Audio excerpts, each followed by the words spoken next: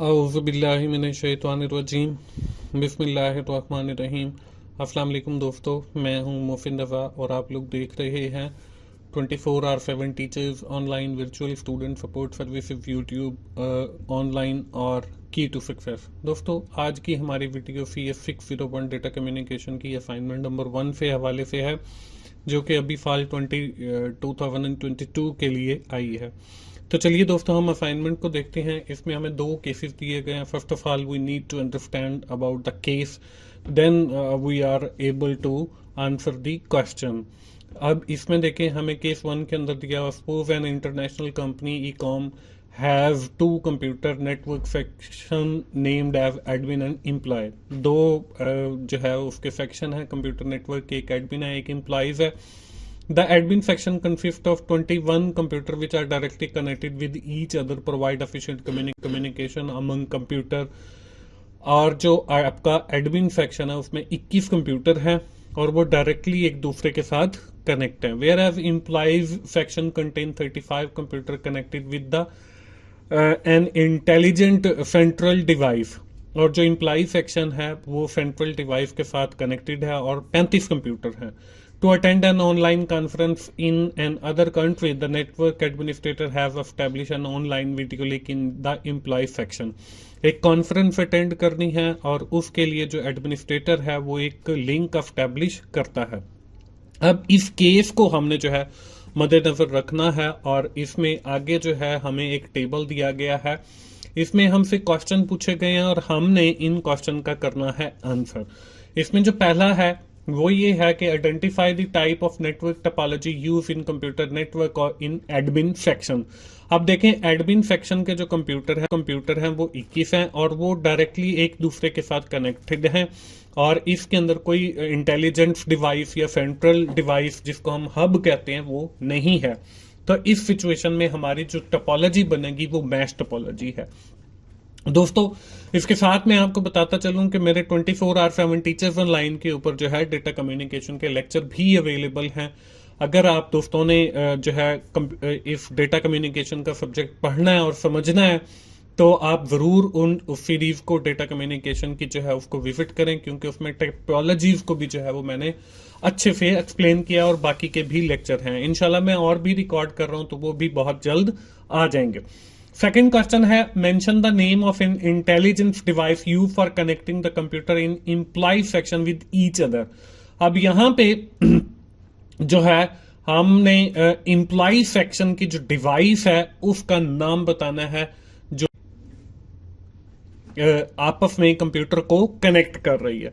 अब यहां पे जो है वो स्विच लिखा है, स्विच के साथ जो है जो हमारी सेंट्रल डिवाइस होती है वो हब होती है। तो मैं बार बार आप लोगों को यही कहता हूं कि आप लोग जो है वो वीडियोस को गौर से सुना करें, क्योंकि यहाँ पे स्विच नहीं आएगा बल्कि हब आएगा। हब जो है वो इंटेलिजेंस डिवाइस है जो एम्प्लॉय सेक्शन के कंप्यूटर को आपस में कनेक्ट करती है। अब यहाँ पे ऊपर जो एडमिन सेक्शन है उसके साथ जो है ये स्विच डिवाइस आ जाएगी। इसके बाद थर्ड है, identify the type of network required for linking the computer of employ section with the computer of conference chair through video conference. अब इसमें हमने टाइप ऑफ नेटवर्क जो है वो आइडेंटिफाई करनी है, क्योंकि इसमें जो है हम लोगों ने कॉन्फ्रेंस को जो है वीडियो लिंक के थ्रू जो है कनेक्ट करना है। तो जब हमारी कॉन्फ्रेंस का जिक्र किया गया केस में, तो उसमें बताया गया कि वो एक कंट्री से दूसरे कंट्री के अंदर है। तो इसका मतलब ये है कि हम लोग वैन यानी वाइड एरिया नेटवर्क यूज कर रहे हैं। तो मैं आपको थोड़ा सा यहाँ पे एक्सप्लेन कर दूं कि लैन जो है लोकल एरिया नेटवर्क, ये हमारा सेम बिल्डिंग के अंदर होता है। When we are talking about the वैन is the wide area network that is apart from the countries, cities and villages. तो ये इतनी मतलब फासले के ऊपर होते हैं। इसके बाद जो है हमारा फोर्थ है, right the total number of ports required in each computer of the admin section for the identified topology. अब देखिए, हमने उसकी टोपोलॉजी है जो आइडेंटिफाई की है वो मैश टोपोलॉजी। अब यहां पे वो ये पूछता है कि आपने जो एडमिन सेक्शन के लिए टोपोलॉजी आइडेंटिफाई की है उसके जो नंबर ऑफ पोर्ट्स हैं वो आपको कितने रिक्वायर्ड है। तो यहाँ पे उसका फॉर्मूला है n-1। तो n जो है वो आपको पता है कि नंबर ऑफ कंप्यूटर्स हैं, दैट इज इक्वल टू 21 - 1। तो ये हमारे पास 20 जो है वो इसका आंसर आ जाएगा। इसके बाद क्वेश्चन नंबर 5 है, और write the number of links required for the identified topology admin section. You need to write all the steps of calculation. कि हमने जो आइडेंटिफाई की है टोपोलॉजी एडमिन सेक्शन के लिए, जिसके अंदर 21 कंप्यूटर्स हैं, इसके हमने नंबर ऑफ लिंक्स बताने हैं। पहले हमने नंबर ऑफ पोर्ट्स बताया, अब हम नंबर ऑफ लिंक्स बताएंगे।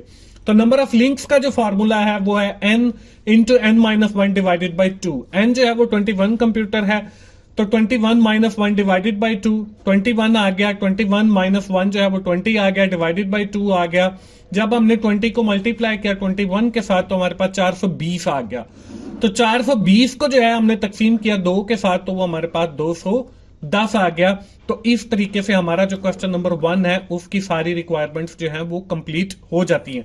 लेकिन सिर्फ आपने यहाँ पे करना ये है कि जहां पे मैंने स्विच लिखा है वहां पे हब जो है आएगी, क्योंकि यहाँ पे जो सेक्शन दिया गया है वो इंप्लाइज सेक्शन दिया गया है। और अगर हम एडमिन सेक्शन की बात करें तो उसमें तो हम स्विच यूज करते हैं, लेकिन इंप्लाइज सेक्शन के अंदर आप लोगों ने पढ़ा था कि हम इंटेलिजेंट जो डिवाइस यूज कर रहे हैं वो सेंट्रल डिवाइस भी है। तो सेंटरिंग जो डिवाइस होती है वो हब होती है, तो यहाँ पे जो है हब आएगा। इसके बाद आगे बढ़ते हैं क्वेश्चन नंबर 2 की जानिब, या केस नंबर 2 की जानिब। इसमें दिया the open system interaction OSI model describe the 7 layer that computer system use to communicate over the network. The following table contain some layer of OSI model along with some information associated with each layer. However, the information given in the column B is not matching with the column A. कि हमें जो है कुछ information दी गई है OSI model के हवाले से, जिसकी 7 लेयर होती हैं, जो मैंने विद इन डिटेल्स पढ़ाई है अपने लेक्चर्स के अंदर, और वो टीचर्स ऑनलाइन के ऊपर डेटा कम्युनिकेशन की सीरीज अवेलेबल है, आप वहां पे जाके सीखें। लेकिन यहाँ पे मैं आपको थोड़ा सा ओवरव्यू भी दूंगा और साथ हम इस क्वेश्चन को भी सॉल्व करेंगे। You are required to carefully analyse the both column and write the correct information in the column C against the each layer in the given A column. अब यहाँ पे हमने क्या करना है कि हमने जो रॉन्ग इंफॉर्मेशन दी गई है बी कॉलम के अंदर, हमने उसको करेक्ट मैच करना है ए कॉलम के साथ, और रिजल्ट जो है वो हमने सी कॉलम के अंदर लिखना है। अब हम अगली स्लाइड पे इसके सोल्यूशन की जानिब बढ़ते हैं, और यहां पे जो है आपको वो तीनों कॉलम नजर आ रहे हैं। और पहले के अंदर देखें, आपको लिखा हुआ है network layer, data link layer, physical layer, transport layer और एप्लीकेशन लेयर। और दूसरा जो कॉलम बी है इसमें देखें reliable process to process delivery, functional interface है, डिफाइनिंग फ्रेम है, access for the end user है, और रूट डिटर्मिनेशन है। अब हमने हर जो नेटवर्क लेयर है, अब देखें सबसे पहली नेटवर्क लेयर है। नेटवर्क लेयर जो है, जो नेटवर्क है, नेटवर्क लेयर का काम ये होता है कि वो रूट को आइडेंटिफाई करे। तो यहां पे जो रूट डिटर्मिनेशन है वो नेटवर्क लेयर का काम है। तो सी कॉलम के अंदर जो है वो मैंने लिख दिया है रूट डिटर्मिनेशन।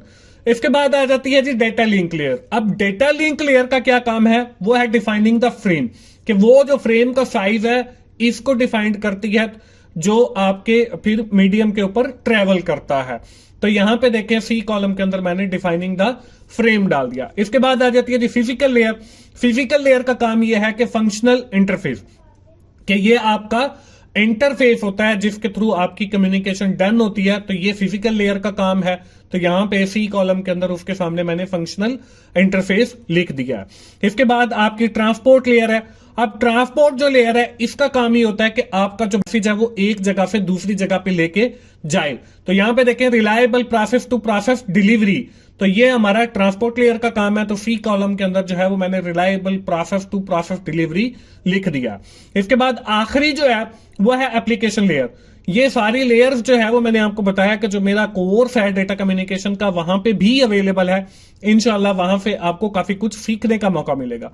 तो एप्लीकेशन लेयर का जो काम है वो है access for the end user, कि आपको जो मैसेज मीडियम से ट्रेवल होके जाता है तो आपके पास एक एप्लीकेशन लेयर होता है जिसपे आपको मैसेज इनकोड करके या डी कोड करके दिखाया जाता है। तो ये हमारी access for the end user आ जाएगा और ये एप्लीकेशन लेयर का काम है, इसलिए इसको मैंने सी कॉलम के अंदर लिख दिया। तो दोस्तों ये थी हमारी असाइनमेंट CS601 डेटा कम्युनिकेशन की। उम्मीद है आप लोगों को आइडिया मिल गया होगा।